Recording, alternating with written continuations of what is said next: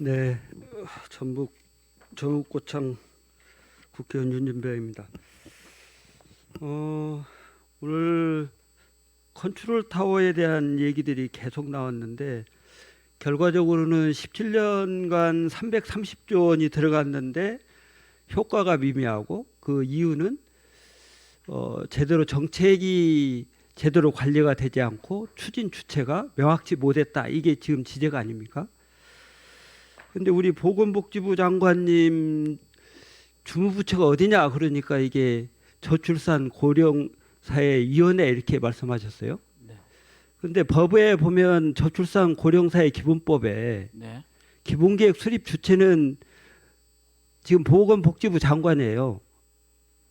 그러면 그 기본계획을 수립하는 과정에 심의야 저출산 고령사회위원회에서 심의를 하지만 네. 수립하고 추진하는 주체가 보건복지부 장관인데 보건복지부 장관이 주체가 아니라고 주무부처가 아니라고 생각하고 있다. 저는 이거 큰 문제라고 생각해요. 제가 주무부처가 아니라고 말씀드린 게 아니고요. 컨트롤 타워가 저고이고요. 저희는 복지관 들어보세요. 네. 저출산 고령사회 기본법에 네. 그 주체가 주부처가 보건복지부 장관이면 거기에 따라서 기본계획의 여러 내용을 관장하게 되잖아요. 네. 그러게 되면 당연히 보건복지부 장관 입장에서는 우리가 주무부처고 컨트롤 타워 역할을 해야 되네 이렇게 생각하고 이 정책을 추진해 줘야죠. 네. 저는 그렇게 생각해요. 네. 그렇게 해야 맞다 생각하고. 예, 복지부의 더 역할을 더 확대하고 더 열심히 하라는 그 말씀으로 알겠습니다. 이게 그리고 지금 추진하고 있는 기본 근거가 저출산 고령사회 기본법에 의해서 예. 추진되고 있는데 그걸 의원 가지고 그걸 기본계획을 수립하고 추진하는 의무를 부과된 부처 장관이 자기가 이 내용 전체를 컨트롤하지 않는다고 생각하고 있는 것 자체가 이런 파행을 낳은 결과다. 저는 이렇게 보거든요. 그러니까 그 부분 유념하셔서 좀 적극적으로 했으면 좋겠다 이런 생각이 들고요. 네. 두 번째는 이제 예전에는 우리가 출산하면 그게 가계 자산이고 인력의 소스고 소득의 근원이었어요. 근데 지금은 그렇지가 못하잖아요. 여러 가지 인식이나 행태가 바뀌어서. 그런데 국가적으로 보면 출산이 국가적인 경제를 뒷받침하는 기본 소스가 되는 거지 않습니까? 그러면 지금 보건복지부 입장에서 또는 기재부 입장에서 1인 출산했을 때 우리 경제를 뒷받침하는 편익은 어느 정도인지, 또 1인이 실제 성장해서 제대로 사회 구성원으로 역할을 할 때까지 소요되는 비용은 얼마나 드는지 이런 분석은 돼 있나요?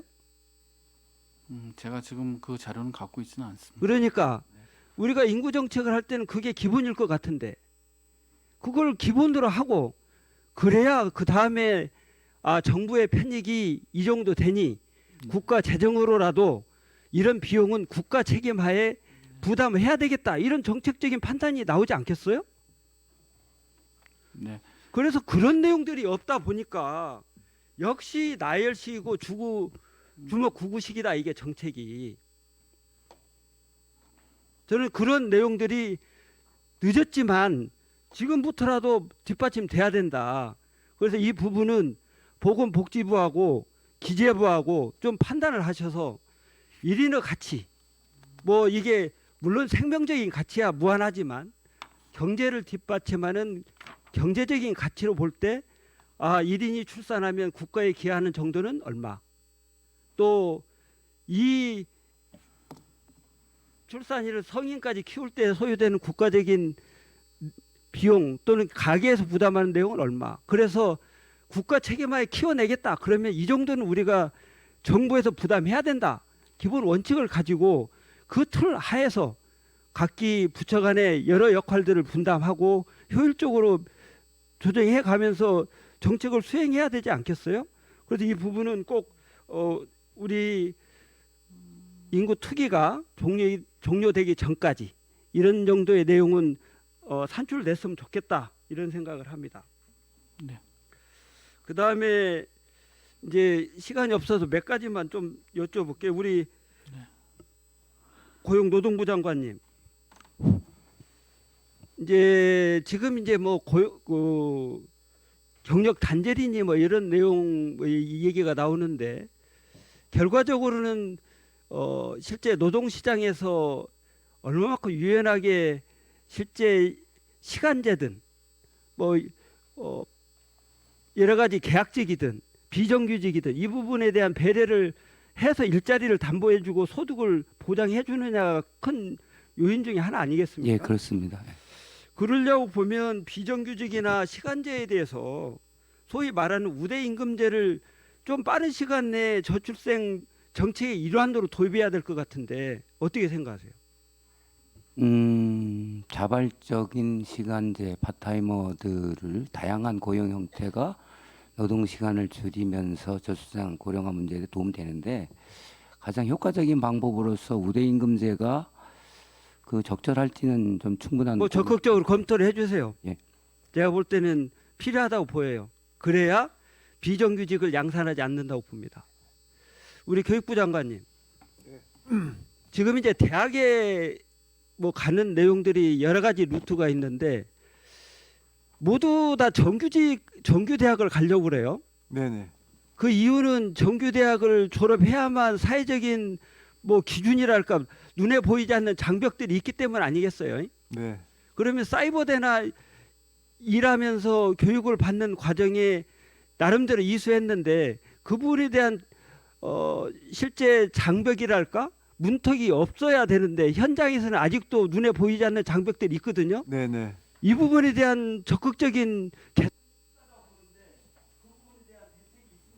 네, 좋은 지적이시고요. 교육부가 사실 이런 이제 고등교육의 다양한 그 과정들 간의 벽을 지금 허물고 있는 중입니다. 그래서 예를 들어서 이제 전문 학사 과정이면 전문 대학만 오퍼를 할 수가 있었는데 이제는 대학 안에 학사, 전문 학사 과정, 또 뭐 사이버 과정 이렇게 해서 다 같이 이제 할 수 있도록 그렇게 지금 추진을 하고 있고요. 일단 그 글로컬 대학이라고 해서 선도 대학부터 먼저 그걸 가능하도록 하고 또 성과를 봐서 법제화로 추진하는 식으로 지금 추진하고 있습니다. 그래서 그 말씀하신 그런 취지가 실현될 수 있도록 지금 저희가 지금 추진하고 있습니다. 예를 들면 평생교육진흥원에서 네네. 이제 사이버 교육을 통해서 학사 학위도 취득하고 네네. 사이버 대학도 있고 뭐 여러 가지 대학들이 있는데 실제 대기업이나 기업에서 채용할 때는 그게 거기 졸업해도 대학 졸업 안 한 것처럼 간주하거나 이런 게 있어요. 네네. 그게 눈에 보이지 않는 장벽인데 그걸 극복해줘야 4년제 대학을 안 가면 사회생활을 못 한다 이런 인식을 극복할 수 있을 것이다. 네네. 그래서 그 부분을 좀 적극적으로 강구하셔서 위원회가 끝나기 전에 한번 자료를 좀 제출해 주셨으면 좋겠습니다. 네, 그렇게 하겠습니다. 예, 수고하셨습니다. 다음에는 이종성 위원님 질의해 주시기 바랍니다.